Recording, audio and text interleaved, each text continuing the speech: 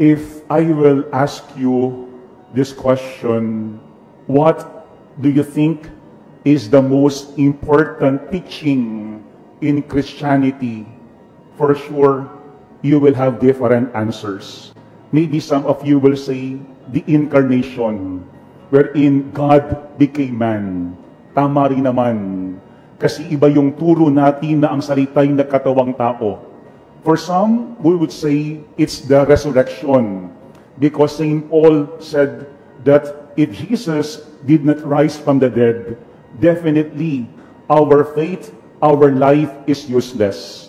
Or maybe some of you will simply say the teaching of Jesus regarding the commandment to love one another as He loves us. Tama rin naman, kasi napakahalaga yung turo ng pag-ibig ng Panginoon sa atin. Pero when we look at the hierarchy of the teachings of the church, kung ano ba talaga yung most important teaching in Christianity, it's no other than the doctrine of the most holy Trinity. Our belief that though there is only one God, there are three divine persons, the Father, the Son, and the Holy Spirit. Kaya nga po sa ating Catechism of the Catholic Church, number 234, it says, the mystery of the most holy Trinity is the central mystery of Christian faith and life. Uulitin ko. The mystery of the most holy Trinity is the central mystery of Christian faith and life. Since 1300s, the Sunday after Pentecost is the solemnity of the most holy Trinity. Kaya po pinagdiriwang natin ngayong araw na ito ang dakilang kapistahan ng banal na isang tatlo. And that is always what we profess after the homily. Kapag sinasabi naming mga pari, let us profess our faith, yun ang ating sinasabi, that we believe in God the Father, in God the Son, and in God the Holy Spirit. Kasi sa lahat po ng religion, mayroong tatlong bagay na napakahalaga. We cannot say that all religions are the same. Hindi totoo na pare-pareho ang lahat ng relihiyon.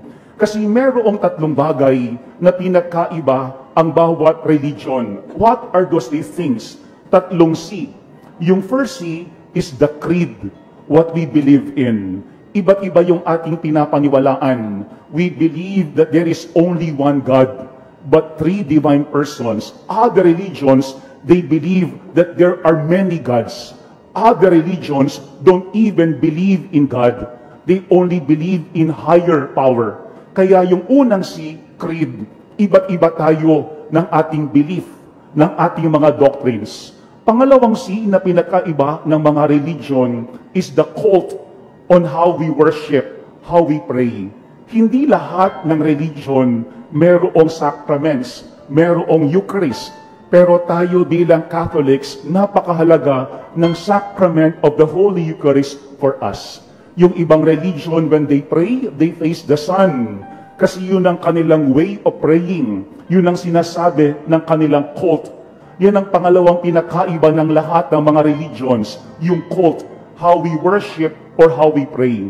Pero yung pangatlong pinakaiba ng lahat ng religion is the code, how we behave, yung ating pamumuhay. Hindi lahat ng religion can eat anything. Merong ibang religion would not eat pork or kaya would not allow blood transfusion.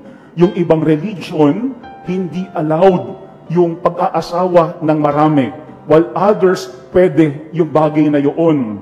Kaya ito yung pangatlong C na pinakaiba ng lahat ng religion, yung ating code, the way we live, how we behave. Kaya nga magandang paalaala yan sa atin, because as Christians, as Catholics, we don't only say we believe in one God, the Father, Son, and the Holy Spirit. That is also seen in our prayers, in our worship. Kaya lahat ng ating prayer at the very beginning and even at the end, we make the sign of the cross. When we administer the sacraments, we also make the sign of the cross. Palagi nandiyan, we invoke the Holy Trinity. Pero let us also not forget na mahalaga rin yung code, yung ating way of life, yung ating pamumuhay. Kasi whenever we invoke the Holy Trinity also has to be seen in our everyday life. Hindi sapat na sabihin natin, naniniwala tayo sa banal na isang tatlo. Hindi sapat na sabihin natin ang lahat ng ating panalangin nagsisimula sa ngalan ng Ama, Anak at ng Espiritu Santo. Ang magandang ating tignan, ano ba yung ine-expect sa atin as believers on how we believe, on how we behave each day. Paano ba tayo mamumuhay araw-araw? Iting tatlong bagay po yung hamon sa atin ng ating kapistahan ngayon. When we invoke the Holy Trinity, we are expected, number one, to become like the Trinity in our relationships. Yan po yung unang mahalaga. To become like the Trinity in our relationships. Kaya kapag sinasabi nating Trinity, merong community. Kapag sinasabi nating Trinity, ando doon yung relationship with one another. Siguro magandang paalaala yan sa atin. We cannot say that we believe in God, pero we find it difficult to deal with one another. We cannot say that we believe in the Trinity kung tayo mismo, we cannot reconcile with one another. Kung tayo mismo ay hindi nagiging daan ng peace and reconciliation in our own families and in our own communities. Sa ating daw panahon ngayon, usually yung focus ay nasaan? Sa I, sarili. Yung I principle. Ano yung mahalaga sa atin? Ano yung gusto natin? Ano yung komportable para sa atin? Our society nowadays focuses on the I, yung I principle. Pero when we look at our faith, ano ang pinapakita doon? Yung I, God, and others principle. Kasi hindi pwede tayong mamuhay sa ating mga sarili lamang. Kailangan daw meron tayong relationship with God and also with one another. But the Bible also tells us that we are liars. Sinungaling daw tayo. If we say that we love God, whom we do not see, but we do not love our neighbor, whom we see every day. Yan ang talagang challenge sa atin ng araw na ito. Kapag tayo ay nagdarasal sa banal na isang tatlo, dapat tayo din mismo peacemakers. Dapat tayo din mismo ready and willing to reconcile with one another. Hindi pwedeng tayo naniniwala sa banal na isang tatlo, pero tayo mismo ang pinagmumulan ng hidwaan. Pero tayo mismo ang nanggugulo sa ating kapwa. Pero tayo mismo ang hirap umintindi sa bawat isa. Yan ang unang hamon sa atin. When we believe in the Trinity, we should reflect the Trinity in our relationships with one another. Pangalawang hamon sa atin is to respect ourselves and others. To respect ourselves and others. Kasi daw when we believe in the Trinity, it means we are convinced that we are God's dwelling places. Tayo daw mismo ay buhay na tahanan ng Panginoon. Kaya nga, if we are very much aware that we are God's living dwelling places, we would remain pure. And at the same time, we would also respect other people. Kasi hindi pwedeng ang tingin natin sa ating mga sarili at sa ating kapwa ay tahanan ng Panginoong Diyos, pero wala naman tayong paggalang sa bawat isa. Kaya ito yung pangalawang hamon sa atin, to reflect to other people yung justice and charity. Kasi kapag maliwanag sa atin na tayo ay templo ng Panginoon, hindi ka gagawa ng masama sa iyong sarili.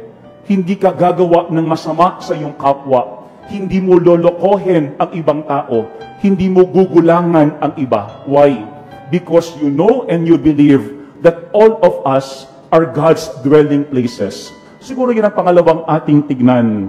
Our belief in the Trinity should encourage us to respect and honor others as temples of the Holy Spirit. Sa ating panahon ngayon, parang napakadaling siraan ang ating kapwa.